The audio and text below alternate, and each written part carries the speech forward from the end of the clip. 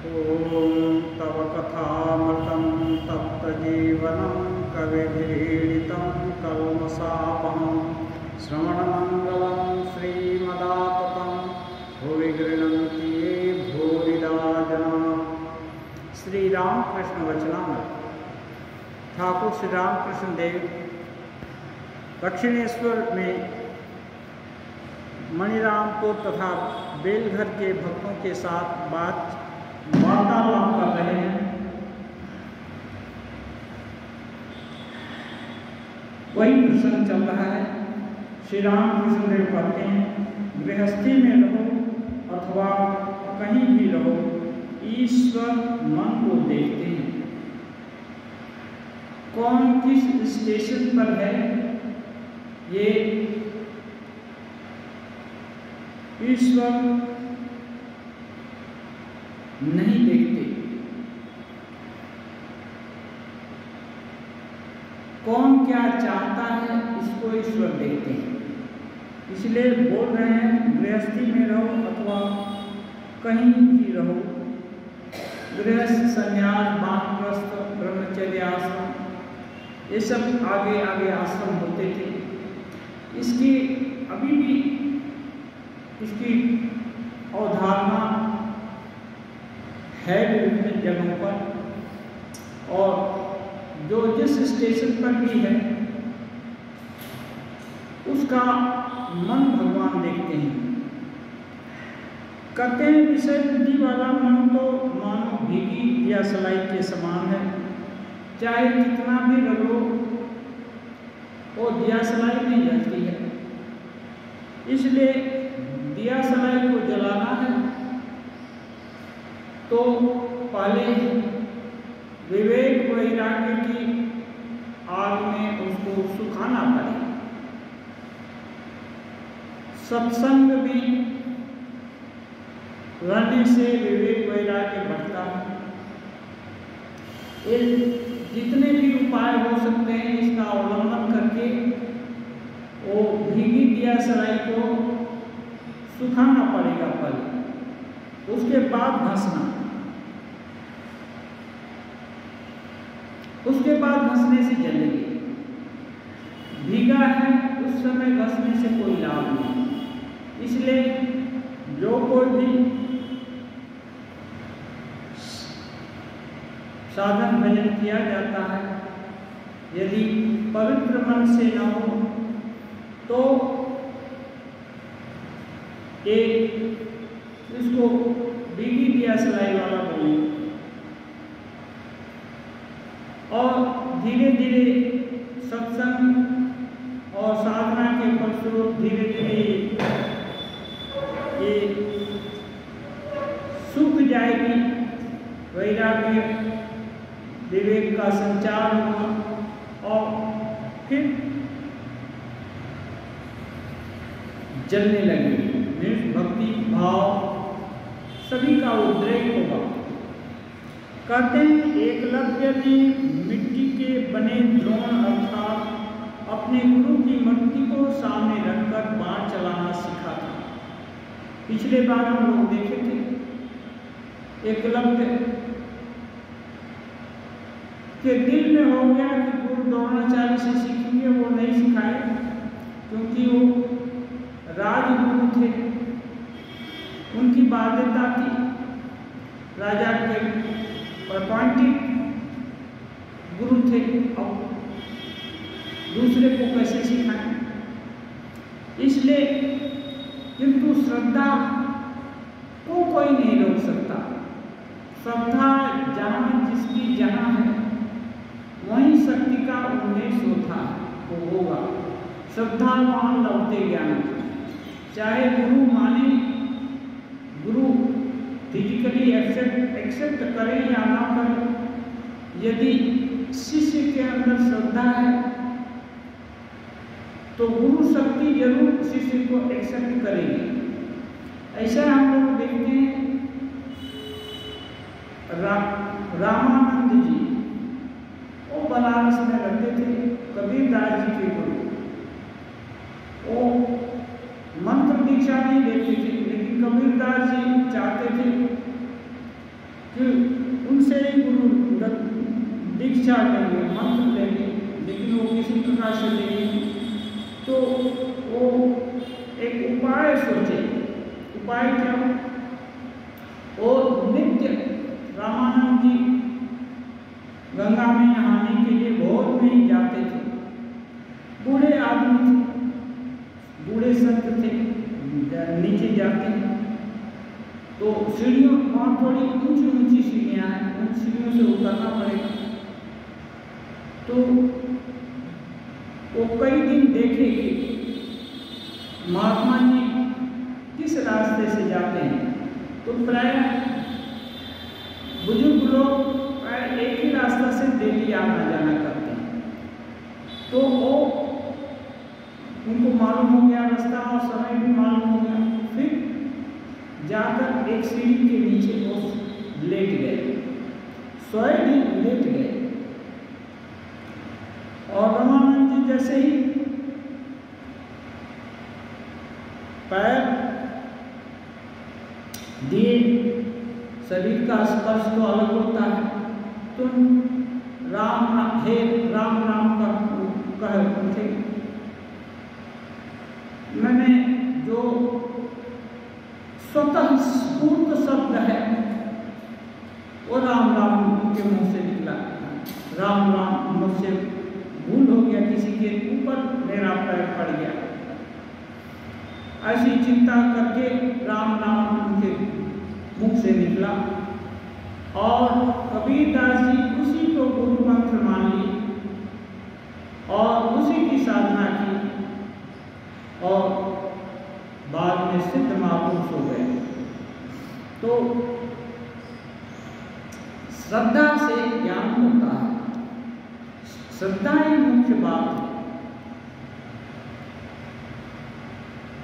श्री रामकृष्ण देव कहते हैं, कदम बढ़ाओ। लकड़हारे ने आगे बढ़कर देखा था चंदन की लकड़ी, चांदी की खान, सोने की खान, और आगे बढ़कर देखा हीरा मणि। ब्रह्मचारी बोल दिया था लकड़हारे को भी आगे बढ़ जाओ। पहले दिन नहीं सुना, दूसरे दिन भी नहीं सुना। हठात एक दिन ध्यान आया, अरे एक ब्रह्मचारी महाराज को बोला था आगे बढ़ जाओ, चल थोड़ा चलकर देखते हैं। यही है सत्संग का प्रभाव। सत्संग में हर बातें जो कान में पड़ती हैं वो दिल को छूती नहीं है, लेकिन कान में उसका कुछ अंश रह जाता है, स्मरण में रह जाता है।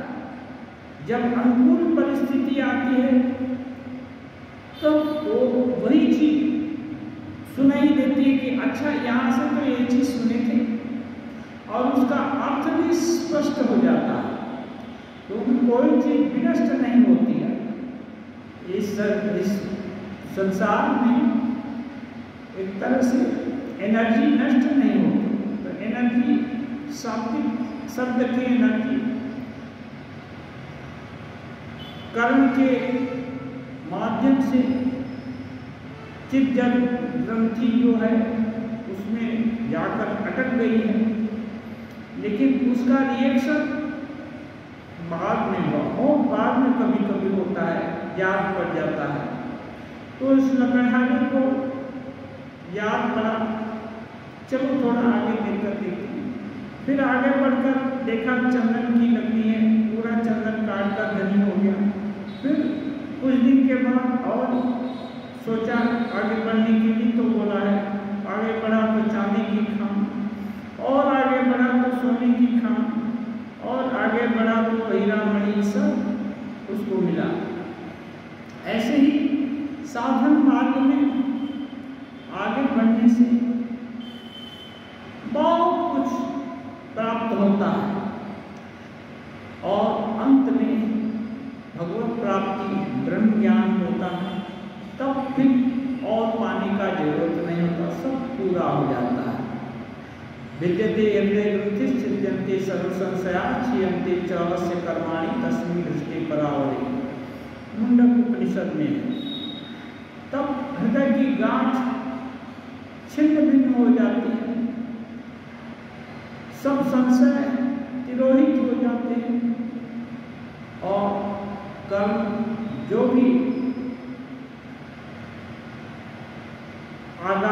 संचित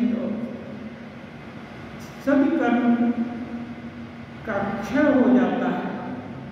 केवल क्रियमान जो कर्म है, जो फ्रक्टिफाई हो रहा है, जो फलित हो रहा है, वही थोड़े दूर तक ले जाकर शरीर को शांत कर देता है।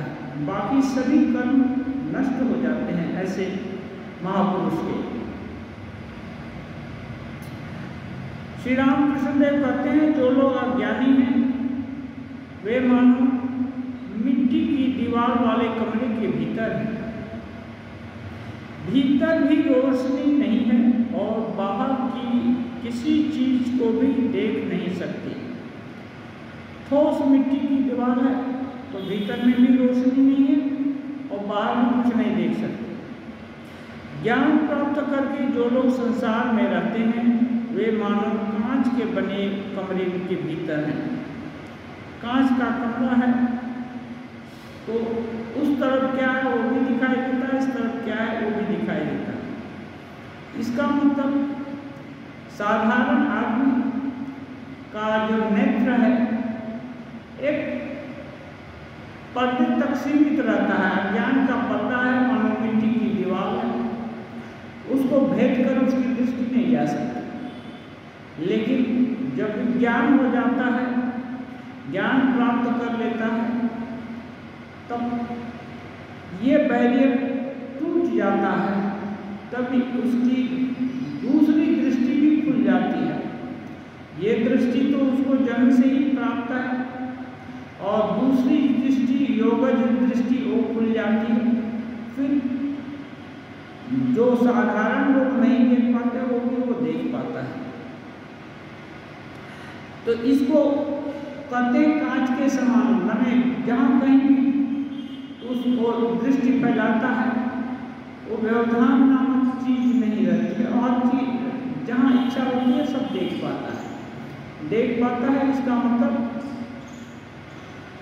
कोई ऐसा मीडिया हो गया जिसमें से सब कुछ दिखाई देता है। तो समझने के लिए जैसे कांच के भीतर कोई भी देखे तो सब कुछ दिखाई देता है, ऐसी ही दृष्टि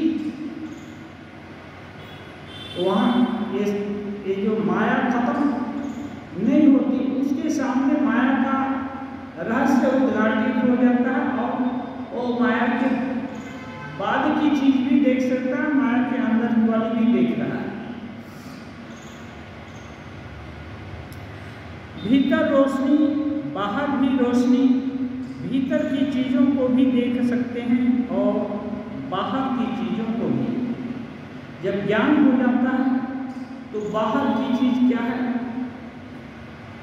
जो स्वरूप की सत्ता है वो बाहर की चीज है।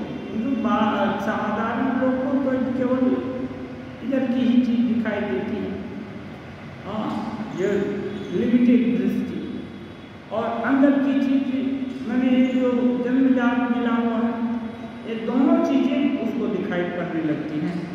फिर इससे लाभ क्या होगा, इससे बड़ा लाभ, इससे संशय संचिन्न हो जाता है और जिस क्लेश के कारण हम लोग हर समय ही कष्ट में रहते हैं और ज्ञानी लोग उसको बोले, योग सूत्र में है, पतंजलि योग सूत्र है, वो पतंजलि महर्षि योग जो जितनी भी फिलॉसफी थी, योगज फिलॉसफी,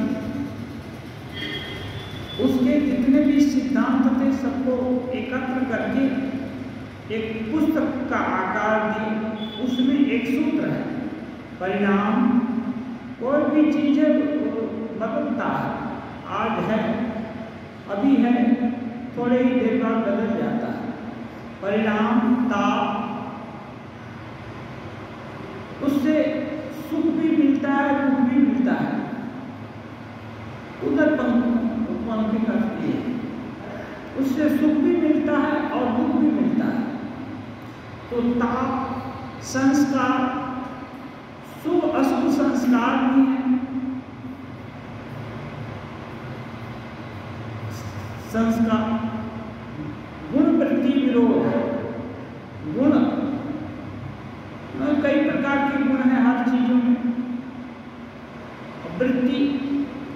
कभी इस एंगल से देखने से एक दिखता है, दूसरे एंगल से देखने से दूसरा दिखता है। जैसे किसी को युद्ध में पराजित किए तो उसको विजय बोलते हैं, अनावश्यक किसी को मारे कष्ट दिए तो उसको सताना बोलते हैं।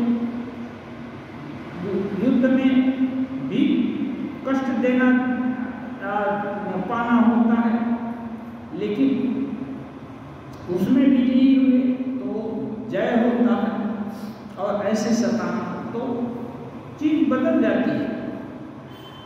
गुण वृत्ति विरोधाचर दुःखमेव सर्वं विवेकिना। और सभी हारे तब भी दुखी, जीते तब भी दुखी कि इतने मार खाने के बाद जीते, धक्का मुक्का तो लगेगा ना, उसके बाद ही तो जीतते हैं। तो हर जगह मैंने विद्वान लोग देखे हैं कि इस जगत जी में, दृश्यमान जगत में दुःखमेव सर्वं विवेकिना, सभी जो कुछ भी दिखता है या सोच सकते हैं या समझ सकते हैं या है, वो दुख से पूरित है। आज किसी को 10,000 रुपया मिल गया तो बड़ी खुशी हो गई, दूसरे ही मुहूर्त किसी का 20,000 देखा तो वही 10,000 दुख रूप हो जाता है। ऐसे किसी को संतोष नहीं है। थोड़ा उसको मान सम्मान मिला तो बड़ी खुशी हुई थोड़े देर के लिए, दूसरे का उससे उत्कृष्ट मान सम्मान देखा बस फिर दुखी हो गया। ये हर समय लगा हुआ है। तब क्या करना है? ये है भूमा ये सुखम, ये जो है अल्प, ये सब अल्प ही है। जो कुछ भी दिख रहा है वो सब अल्प है, इसको अभिव्यक्त है। इसके पार की चीज जो है वो अनंत है, अनंत ही सुखमय है।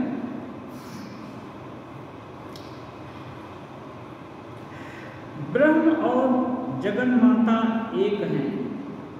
श्री रामकृष्ण बहुत सारे द्वंद्व, बहुत सारे मत मतांतर आगे थे।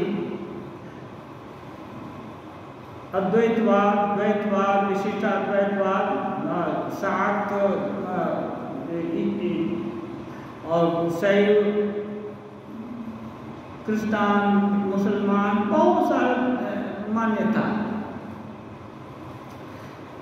सभी मान्यताओं में कोई एक बढ़िया सूत्र हो सकता है, ये श्री रामकृष्ण देव खोजे।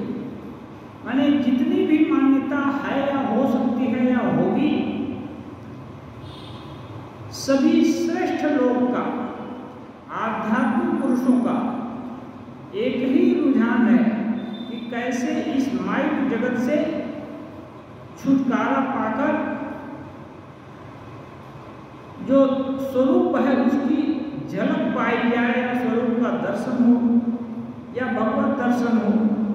और व्याख्या तो जो संत जिस तरह से देखे हैं उस तरह से करते हैं, अनुभव किए हैं वैसे करते हैं। लेकिन सभी का उद्देश्य है कि इस माइक जगत से पार जाना। तो इस सब का समाधान श्री रामकृष्ण देव करते हैं। कोई एकदम निकृष्ट कोई नहीं है। हाँ, स्टेज है, विभिन्न स्टेज है, और जो जिस स्टेज पर है उसके लिए वो उपयुक्त है।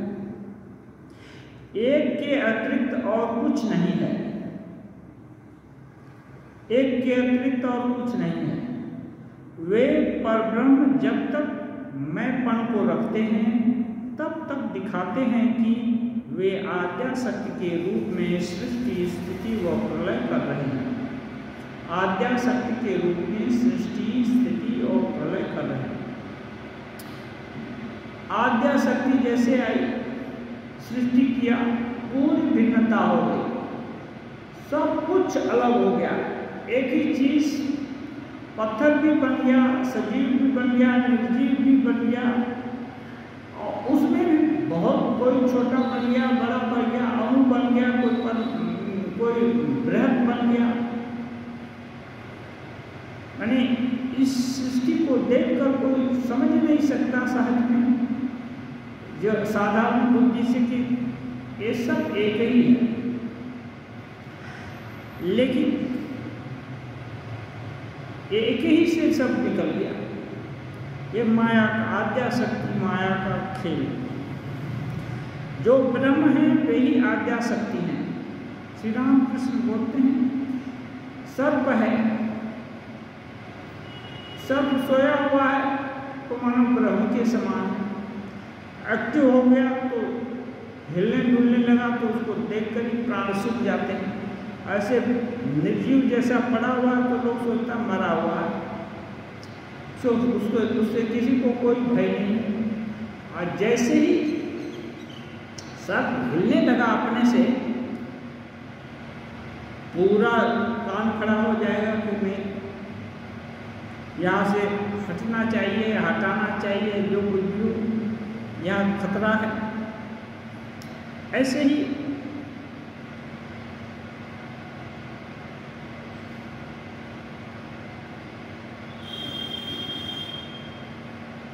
जैसे ही सृष्टि हुई, कोई जल्दी खत्म हो जाता है, कोई ज़्यादा देर तक रहता है, कोई और ज़्यादा देर तक रहता है, और जो नहीं रहता उसका प्रलय हो गया। और कभी कभी पूरी सृष्टि का भी प्रलय होता है। तो ये सब उसी ब्रह्म का खेला है। कारण जो ब्रह्म है वही आद्या शक्ति है। एक राजा ने कहा था उसे एक ही बात में ज्ञान देना होगा, एक ही बात में ज्ञान देना होगा। तो राजा को शक्ति का अहम तो रहता है ना, पुलिस प्रशासन और धन मान सब कुछ है। और कुछ कुछ राजा राजर्षि भी हुए हैं, जिज्ञासु भी रहे, राजा जनक, और भी बहुत सारे राजर्षि हुए हैं जो कि ब्रह्मविद थे। तो जिज्ञासा रहती है, तो वो राजा चाहता है कि कोई एक ही बात बताई जाए जिससे ब्रह्म ज्ञान हो जाए, ज्ञान हो जाए। योगी ने कहा, योगी से पूछा था तो योगी बोला अच्छा तुम एक ही बात में ज्ञान पाओगे। योगी बोल दिया ठीक है, तुम एक ही बात में ज्ञान पाना चाहते हो, एक ही बात में पा लोगे। थोड़ी देर बाद राजा के यहाँ अकस्मात एक जादूगर आ पहुंचा। राजा ने कहा, वह आकर सिर्फ 2 उंगलियों को घुमा रहा है और कह रहा है, राजा ने देखा कि वो जादूगर आ गया। वो तो एक ही बार में ज्ञान चाहता था। अब जोगी से बात होती है और एक दूसरी घटना घट जाती है। थोड़ी देर बाद जादूगर आ गया। हो सकता है योगी के प्रभाव से भी हुआ हो, आगे देखेंगे। राजा ने देखा वहाँ आकर एक जादूगर आया और आकर सिर्फ 2 उंगलियों को घुमाने लगा और कह रहा है, राजा यह देख, यह देख। राजा को दिखा रहा है। राजा विस्मित होकर देख रहा है। थोड़ी ही देर में 2 उंगलियों की जगह एक ही उंगली रह गई। जादूगर एक उंगली घुमाता हुआ कह रहा था, राजा यह देख, यह देख। अर्थात ब्रह्म और आद्या शक्ति पहले पल 2 समझे जाते हैं, परंतु ब्रह्म ज्ञान होने पर फिर 2 नहीं रह जाते, अभेद, एक, अद्वितीय, अद्वैत। मैंने गति जब बढ़ गई तो 2 उंगलियां एक ही जैसे दिखने लगी, एक ही दिखने लगी। तो इसका मतलब यह है कि देखो, यदि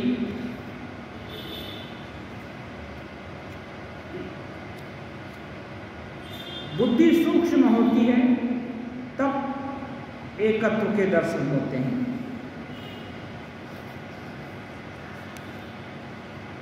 माया तथा मुक्ति। बेलघर से गोविंद मुखोपाध्याय आदि भक्तगण आए हैं। श्री रामकृष्ण जिस दिन उनके मकान पर पधारे थे उस दिन गायक का जागो जागो जननी यह गाना सुनकर समाधिस्थ हुए थे। गोविंद उस गायक को भी लाए हैं। श्री रामकृष्ण गायक को देख आनंदित हुए हैं और कह रहे हैं, तुम कुछ गाना गाओ। गायक इस आशय से गीत गा रहे हैं। पहला गीत है, दोष किसी का नहीं है माँ, मैं अपने ही खोदे हुए कुएं के जल में डूब कर मर रहा हूँ। अपना खोदा कुआं क्या है? अज्ञान। मान लिया किसी चीज को सत्य है जो कि वास्तव में परम सत्य नहीं है, इसलिए ये अज्ञान तो अपना है, इसलिए अपना ही कुआं खोदना हुआ। साधक विभिन्न तरह से अपने दिल के उद्गार को व्यक्त करते हैं और ईश्वरीय शक्ति को भी सुनाते हैं और इसके द्वारा अपने दिल को भी सुनाते हैं, क्योंकि ईश्वरीय शक्ति सुनेगी तो उनकी कृपा होगी अपने ऊपर ही। ईश्वरीय शक्ति का हम ज़्यादा कुछ बढ़ा नहीं सकते, लेकिन ईश्वरीय शक्ति की इच्छा होती है, माँ की इच्छा होती है कि बेटा उनको कभी कभी माँ का कर पुकारे। हाँ, उनकी सामर्थ्य को, उनकी प्रेजेंस को समझे, तब क्या है, बेटा को मालूम होगा कि नहीं, मुझसे भी, मेरा भी आश्रय कोई है, तो वो सीमा में रहेगा, सीमा पार नहीं करेगा। इसलिए यदि ईश्वर को स्वीकार करते हैं तो ईश्वर भी रक्षा करते हैं। दूसरा गाना है, रेयम मुझे न छूना, मेरी जात बिगड़ गई है। आगे जाति प्रथा बहुत चालू थी, तो किसी ने कुछ ऐसा कुछ काम कर दिया जो समाज के विरोध में रहता था, तो बोलती है तुम्हारी जात चली गई। तो ये बोलते हैं, रेयम मुझे न छूना, मेरी जात बिगड़ गई है। यदि पूछता है कि मेरी जात कैसे बिगड़ी, तो सुन, उस सत्यानाशी काली ने मुझे सन्यासी बना दिया है। उस सत्यानाशी, सत्यानाशी बोलते हैं इस सेंस में जिस चीज को आदमी लोग सार गर्भित, सारवान समझते हैं, उस चीज को भगवान यदि छीन लें, धन है तो धन छीन लें, मान है तो मान छीन लें, शक्ति है तो शक्ति छीन लें, तो सभी कुछ छीन लेते हैं। लोग जब मानते गनते हैं वो भी मुंह फेर कर चलने लगे, तो आदमी सोचता है मेरा तो सत्यानाश हो गया, मैंने सब कुछ गया। तो लेकिन सब कुछ गया तो साधन एक तो है, किसी अगजन घटना घटती है, विभिन्न परिस्थितियां आ जाती हैं, उसके कारण कोई सर्वस्व चला जाता है, वो बात है सब कुछ छोड़ देने के लिए। जैसे बहुत बड़ा विद्रोह हुआ कहीं, तो वहाँ से भाग गए, तो जो कुछ बनाए थे 50-25 साल में मर मर करके सब कुछ खत्म हो गया, एक स्ट्रोक में खत्म हो गया। लेकिन सन्यासी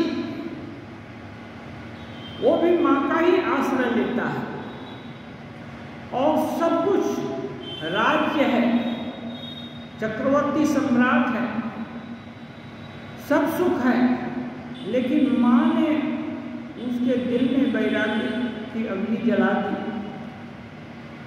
तो लोगों की दृष्टि में उसका भी सत्यानाश कर दिया, घर द्वार छोड़ दिया, पूरा राज्यपाल छोड़ दिया, बैंक बैलेंस हर कुछ छूट गया, तो लोग तो कहते हैं कि उसका सत्यानाश हो गया। तो मुझको सन्यासी बना दिया। सन्यासी माने सम्यक न्यास, सब कुछ छोड़ दिया। किसके लिए? भगवान को पाने के लिए। सब कुछ छोड़ना बड़ा आसान नहीं है, और सब कुछ में सबसे बड़ा है अहम, देहासक्ति। देहासक्ति बहुत बड़ी चीज है।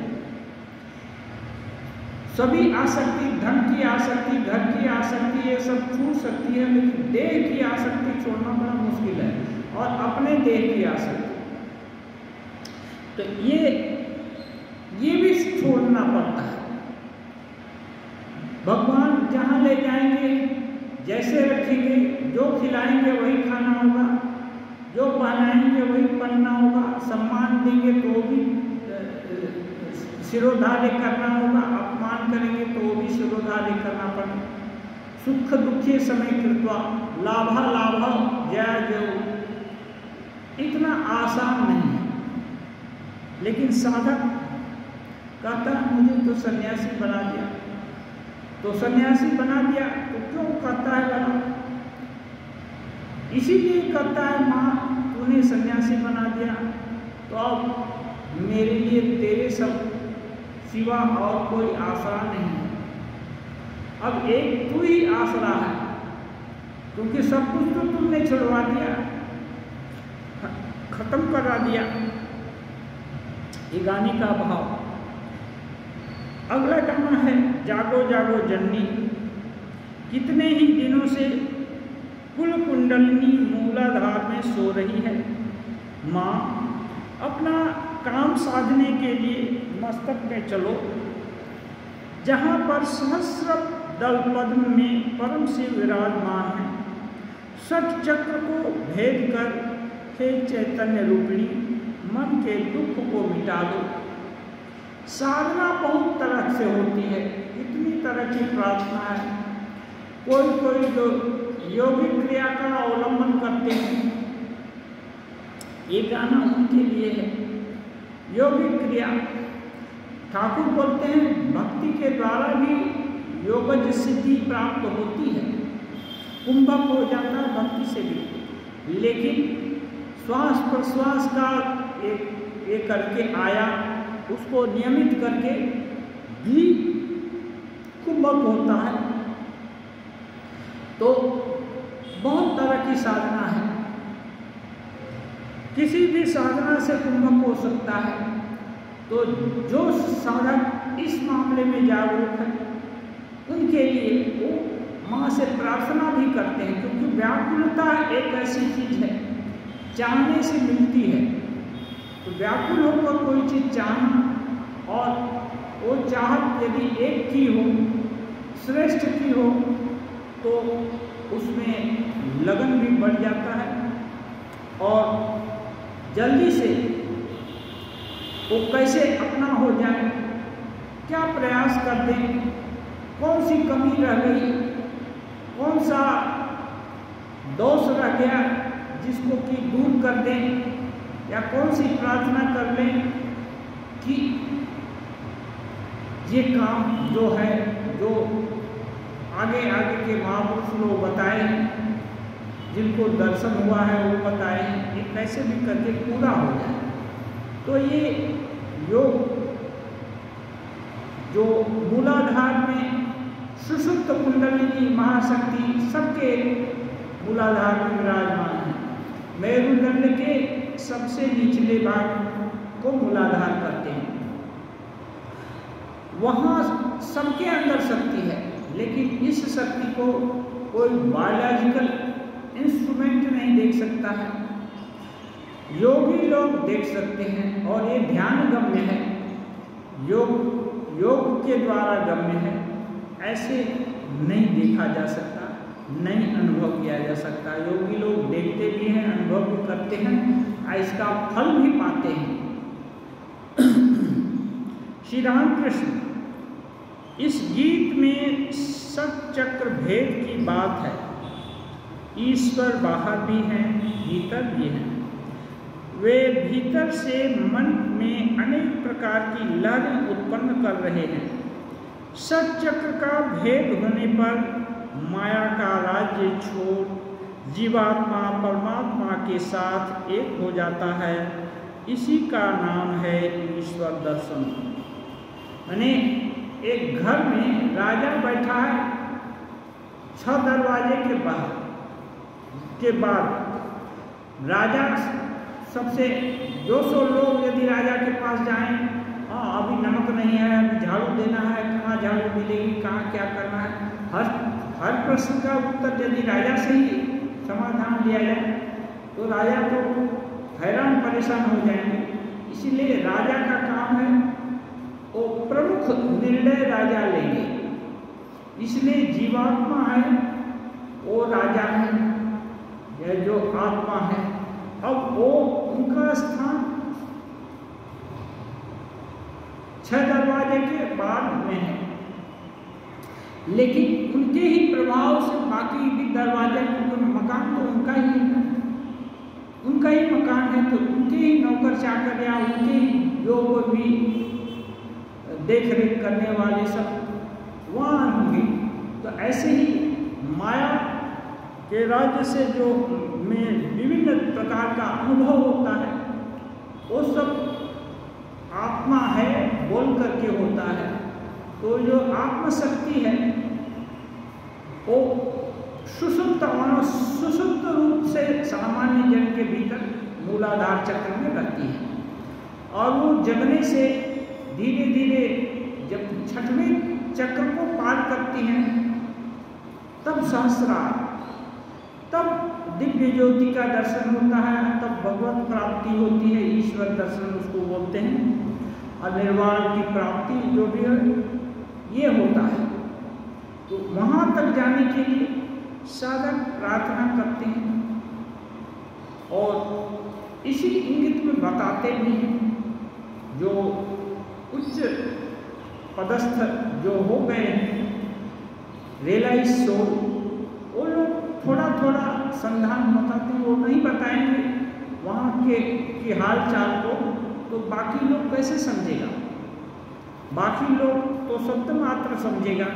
इसलिए ठाकुर भी प्रयास करते थे कि ऐसे ऐसे कर, तो लेकिन समाधि तक जाने के आगे का जो कुछ है ठाकुर अनेक बार बताए थे हैं उनके चेला लोगों को, और हम लोग कथामृत में भी बहुत कुछ पढ़ते हैं, लेकिन कथामृत में ठाकुर जो कुछ भी बताए वो सब नहीं है, क्योंकि मास्टर महाशय जितना सुने हम उतना ही है। हाँ, श्री राम कृष्ण देव और बहुत कुछ बोले हैं, विवेकानंद जी को अलग से बोले हैं, राजा महाराज को अलग बोले हैं, और अन्य सन्यासी लोग को अलग से बोले हैं। वैसे लोगों को भी अलग अलग जिसकी जैसी रुचि है, रुचि और आधार जो जैसा है उस आधार के अनुसार सबको दें। किसी का भाव श्री राम कृष्ण देव भाव की को नहीं, उसके भाव की हानि हो ऐसा कोई उपदेश नहीं दिए, क्योंकि सभी भाव तो भगवान के ही बनाए हैं, फिर उनकी उपेक्षा क्यों करनी है। जिस भाव से जो आगे बढ़ रहा है ठीक है, वो कैसे और आगे बढ़ जाए, बस यही करना है। तो कहते हैं इसको ईश्वर दर्शन हो जाएगा। माया के रास्ता न छोड़ने पर ईश्वर का दर्शन नहीं होता। ये महामाया, इसको गंभीर राशि, ये गंभीर बोलते हैं, हाँ, अनिर्वचनीय ये जो माया है बहुत दुर्लभ है माया का राज्य पार करना। क्यों? माया भी ईश्वरी शक्ति है। तो यदि महामाया यदि रास्ता नहीं छोड़ने तो ईश्वर का दर्शन नहीं होगा, ईश्वर को ढक कर रखती है। बाकी सब मान सम्मान प्रतिष्ठा सुख साक्षात्कार सब कुछ देंगे, लेकिन ईश्वर का दर्शन वो दर्शन मत मांगो, मुक्ति मत मांगो। मुक्ति थोड़ा मोड़ा दर्शन भी दे देगी, लेकिन जिससे हृदय ग्रंथि छेदन हो जाए ये नहीं देना चाहती सहज में, लेकिन उत्कृष्ट साधन को माँ देते हुए खुश भी होती है। कह रहे हैं श्री रामकृष्ण देव, राम, लक्ष्मण और सीता एक साथ जा रहे हैं। कहाँ? वन में जा रहे थे। वन भयंकर कंटकाकीर्ण है, सांप, अजगर, बाघ, भालू, हिंस्र, पशु, बहुत तरह के जीव जंतु हैं। अब कैसे चलेंगे? एक दूसरे का बचाव भी करना है। तीनों ही शक्तिधर हैं, सीता जी कम नहीं है। लेकिन उस समय नारी को अबला बोलते थे। अबला माने वो बल का प्रयोग नहीं करेंगे। बल नहीं है ये बात नहीं है, बल को प्रयोग नहीं करेंगे। तो इसलिए देखते हैं पूरा टेन्योर में मां सीता के कभी बल का प्रयोग नहीं किया, शक्तिमती होते हुए भी बल प्रयोग नहीं किया। तो अब जो अपना बल नहीं करेंगे, और वो क्या है? अनन्य है श्री रामचंद्र के। श्री राम को छोड़कर उनकी कोई गति नहीं है, किसी को नहीं चाहती हैं। अयोध्या के सुखमय महल में भी नहीं रहना चाहती, न पिताजी के जनकपुरी में भी रहना चाहती हैं। रामचंद्र जी कंटका के पथ पर जाएंगे, उनके साथ उनको भी कांटा चुभेगा, एकदम सहर्ष मान्य है। सांप काट लेंगे, कोई बात नहीं है। हाँ, इतना तो अब उनकी रक्षा तो राम जी को करना ही पड़ेगा। और राम जी ऐसे भी उनके पति भी हैं, पति हैं, परमेश्वर, पति परमेश्वर तो हैं ही, और अनन्य भाव से उनको चाहती हैं सीता जी। इसलिए वो अनन्य तो दशरथ की रानी लोग भी थी, कौशल्या, सुमित्रा, कैकेयी, ये सब दशरथ जी देह रक्षा की। उस समय बाकी लोग तो देह रक्षा नहीं की। हाँ ठीक है, तो ये चीज नहीं, वो क्या है। लेकिन सीता जी राम जी की छाया के समान है। राम जी नहीं रहेंगे तो सीता जी नहीं रहना चाहती, एकदम प्राण ही नहीं रहेंगे, इसलिए तो जंगल में गए। तो श्री रामकृष्ण देव कहते हैं वो एक साथ जा रहे हैं, सबसे आगे राम जी हैं, क्योंकि ज्ञान की दृष्टि है ना, आगे पीछे सब चीज, आगे अगल बगल सब चीज को देख सकते हैं। सबसे आगे राम जी हैं, बीच में सीता और पीछे लक्ष्मण है। कह रहे हैं जिस प्रकार सीता के बीच में रहने से लक्ष्मण राम को नहीं देख सकते, उसी प्रकार बीच में माया के रहने से जीव ईश्वर का दर्शन नहीं कर सकता। अब एक उसका दूसरा पक्ष बनाने लक्ष्मण जी तो गार्ड ड्यूटी भी करते हुए सीता जी का जा रहे थे, लेकिन यहाँ इस प्रसंग में है कि महामाया बीच में है। अब सीता बीच में है, इसलिए राम जी को लक्ष्मण नहीं देख पा रहे। लक्ष्मण जी की तुलना जीव से कर दी गई है। जीव महामाया के कारण ईश्वर को नहीं देख पाता है मणिमल्लिक के प्रति, परंतु ईश्वर की कृपा होने पर माया दरवाजे से हट जाती है। जिस प्रकार दरबान लोग कहते हैं साहब की आज्ञा हो तो इसे अंदर जाने दो। अभी 7 दरवाजे के 6वें दरवाजा को पार करके राजा बैठा है। अभी दरबान लोग बोलते हैं कि राजा का आज्ञा होगा तो हम छोड़ देंगे, जाने देंगे, नहीं तो प्रवेश निषेध रहेगा। तो ऐसे ही यदि राम जी चाहेंगे तो लक्ष्मण जी राम का भी दर्शन करेंगे। जीव है, ईश्वर का दर्शन कर सकता है। हाँ, और सीता जी भी छोड़ देंगी रास्ता, तब भी राम का दर्शन हो जाएगा। तो ये दोनों है, और ईश्वर और ईश्वर की शक्ति भिन्न नहीं है, दूसरे तरह का प्रकाश है वैसा। राम जी चैतन्य स्वरूप है, सीता जी भी चैतन्य स्वरूप है, लेकिन आवरण शक्ति को धारण किए ये जो माया के रूप में यदि उनका वर्णन करते हैं तो आवरण शक्ति हैं, लेकिन यहाँ जो राम के साथ जो गमन हो रहा है वहाँ सीता जी आवरण शक्ति वहाँ नहीं है, वहाँ विशुद्ध ज्ञान नहीं है, वहाँ उनको पूरा ज्ञान है, वो जानती भी हैं कि उनके पास शक्ति है। लक्ष्मण रेखा खींच सकते हैं, उसको रावण लांघ नहीं सकता। आज सीता जी स्वयं जगत जननी है, वो एक शब्द बोल दें तो कितने रावण खत्म हो जाए, लेकिन नहीं, अबला का रोल अदा कर रही है। उनके लिए किसी के बंधन में जाना या मुक्त होना, क्योंकि बंधन और मुक्ति तो उनके ही हाथ में है, इसलिए राक्षसों का संहार तो तभी होगा जब कुछ दोष बने, और दोष बने इसलिए राम जी की प्रतिज्ञा को चरितार्थ करना है, इसलिए वो रोल अदा की और राक्षस का बंदी बनी। वहाँ वो विशुद्ध रूप से है, लेकिन माया है, माया ढकती है। क्यों ढकती है? यदि ईश्वर की शक्ति है तो क्यों ढकती है? ढकते हैं वो श्री रामकृष्ण ने एक जगह और भी बोले हैं, बूढ़ी है ना, बूढ़ी का खेल होता है, बूढ़ी को छू देने से खेल खत्म हो जाता है। तो जो वहाँ माया चाहती है खेल चलता है, ईश्वर का खेल चलता है। अब खेल कैसे चलेगा? कुछ खाद नहीं मिलाने से आभूषण तो बनता नहीं, इसलिए यह माया का कुछ ये रहेगा, कुछ अज्ञान रहेगा तो संसार चलता रहेगा। इसी के कारण थोड़ा सा अज्ञान दे दिया तो अजीब भटक जाता है और असली जगह जा नहीं पाता है। लेकिन इसी के कारण 84 लाख योनि में भ्रमण करना पड़ता है और फिर सुख दुख का घात प्रतिघात खाते खाते किसी साधक का विवेक शक्ति जागृत हो जाती है, पीछे देखता है घूमकर, अरे बाप इतना कष्ट झेले, इतना दुख उठाए नाहक, अब और नहीं।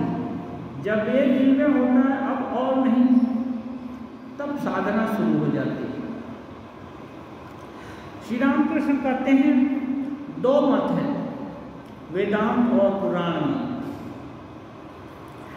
वेदांत मत में कहा है यह संसार धोखे की टट्टी है, अर्थात जगत भूल है, स्वप्न की तरह है। परंतु पुराण मत या भक्ति शास्त्र कहता है कि ईश्वर ही 24 तत्व बनकर विद्यमान है, भीतर बाहर उन्हीं की पूजा करो। दो चीज है वेदांत में, सीधा तत्व तक पहुंच गए हैं वेदांत, और दोनों पथ खराब कोई नहीं है। कोई बहुत भारी समस्या होती है, उसको सुन करके ही या कोई भूमिका बना रहा है समस्या का, तभी उसका परिणाम आदि अंत परिणाम और समाधान भी जान जाता है। और किसी को तन करके देखने पर तब उसको उसका आभास होता है कि नहीं ये भी समस्या है और इसका समाधान ऐसे ऐसे करके ढूंढा जा सकता है। तो वेदांत है ये संसार है ही नहीं, जो कुछ भी माया का ये जो भ्रम दिख रहा है सुख दुख का, ये सुख दुख है नहीं। क्यों? देखेंगे एनालिसिस करके, जो भी सुख है वो कल नहीं है, जो भी दुख है वो भी कल नहीं है। कल नहीं है इसका मतलब आज भी टेम्परेरी ही है, क्योंकि खत्म होने वाला ही है। जब खत्म होने वाला ही तो इसका अस्तित्व कहाँ है? जिसको इतना बोध हो गया वो सीधा लक्ष्य तक पहुंच जाता है कि नहीं, तब इसके पीछे है क्या? तो है वही आत्मा परब्रह्म ही है जो कि पड़े रहते हैं। क्योंकि धरती है, जितना भी महल बन रहा है या बांध बन रहा है या रोड बन रहा है, कितना बार बना कितना बार बिगड़ जाता है, लेकिन धरती रहती है। तो धरती रिलेटिवली और ज़्यादा दिन रहने वाली है। ऐसे ही कितने प्लैनेट्स बन रहे हैं, बिगड़ रहे हैं, लेकिन आकाश तो ज़्यादा रहता है। तो आकाश में ही प्लेनेट सब है, आकाश थोड़ा और चिरस्थायी है। ऐसे ही एनालिसिस करके देखेंगे तो परब्रह्म की सत्ता है, वही एकमात्र सत्ता है। तो इतनी सूक्ष्म दृष्टि यदि है तो वो वेदांत की साधना कर सकता है। और ऐसे लोग भी हैं जिनकी बुद्धि रिफाइन हो गई है, जो एक बार में छलांग करके जय श्री राम बोलकर लंका तक जा सकते हैं। वो क्यों सप्ताह काटने जाएंगे, क्यों इतना मेहनत करने जाएंगे, सीधा चले जाएंगे। तो ऐसे लोग हैं, ऐसे लोगों के लिए वेदांत ठीक है। और वो सोचते हैं सब धोखे की टट्टी मने छलवा है, धोखे की टट्टी मने और टट्टी लगाया हुआ है केवल लोगों को समझने के लिए कि इसके पीछे है कुछ है या नहीं जाना है।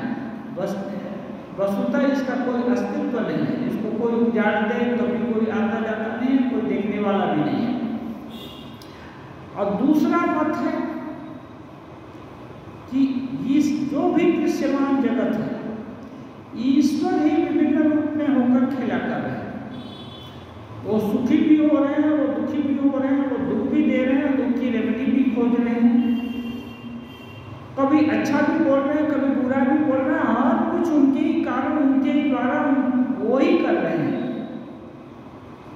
ये भी इतना आसान नहीं है कि ईश्वरी दुख दिए, ईश्वरी सुख दिए, ईश्वरी समाधान दिए, इतना आसान नहीं है।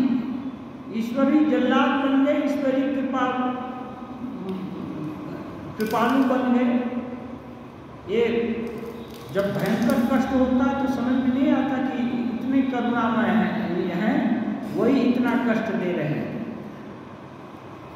और अभी कर्म का तो हो सकता है पिछले जन्म में ऐसे कर्म रहे कोई जिससे भयंकर कष्ट देने से ही उसका निजात पा सकता है या हो सकता है, इसको कौन जाने। लेकिन उस समय याद नहीं रहता कि ईश्वर ही यह सब करा रहे हैं और वही कर रहे हैं, वही भोग भी रहे हैं। लेकिन साधना करते करते जब उच्च अवस्था प्राप्त होती है तो साधक, द्वैत का साधक भी, उनको भी मालूम होता है कि नहीं, ईश्वर को छोड़कर भीतर बाहर कुछ वही तो है और कौन है, उनका ही खेला है। लेकिन खेला अनित्य नहीं मालूम पड़ता। वो किसी प्रयोजन से अभी दुख दे रहे हैं, अभी सुख दे रहे हैं, वो उनका प्रयोजन वही जाने, लेकिन वही कर रहे हैं। तो दो तरह की पद्धति है।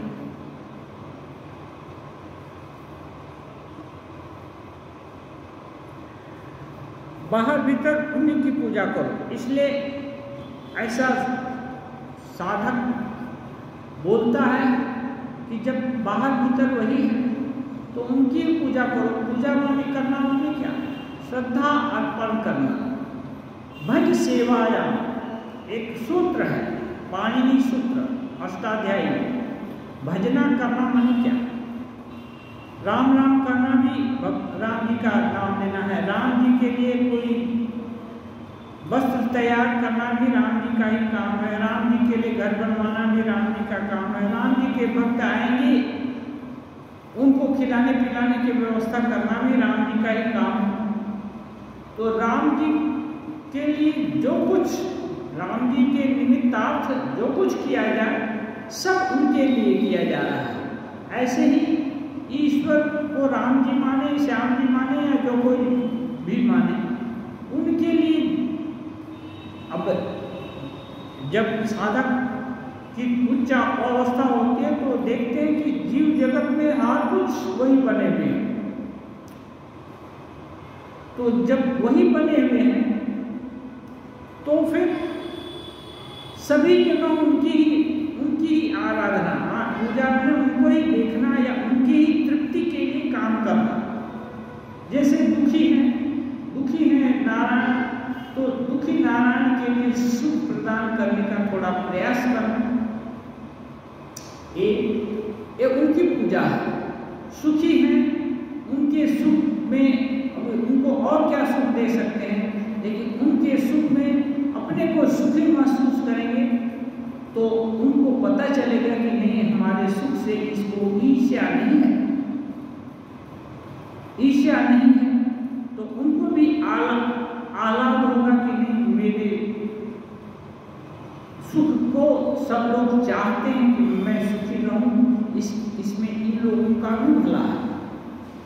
तो इसलिए सुख दुख सभी में भगवान की आराधना करने को कहते हैं। जब तक उन्होंने मैंपन रखा है तब तक सभी हैं, फिर स्वप्नवत कहने का उपाय नहीं है। श्री रामकृष्ण प्रैक्टिकल बात बता रहे हैं। जब तक अहम भाव है, थोड़ा सा मच्छर काट देता तो दुख लगता है, कोई कांटा चुभ जाए तो ऊ होने लगता है, तो इसका मतलब शरीर ज्ञान है। अब कैसे बोलेंगे, कांटा जो है शरीर वही है, कांटा शरीर में घुसता है तो ऊ करने का क्या बात है। तो यदि मैंपन का बोध है कि मेरा शरीर है, इसमें कांटा चुभ रहा है, कांटा मुझसे थोड़ा भिन्न हो गया, तब तक ये जितना भी वैचित्र है सबको मानना पड़ेगा।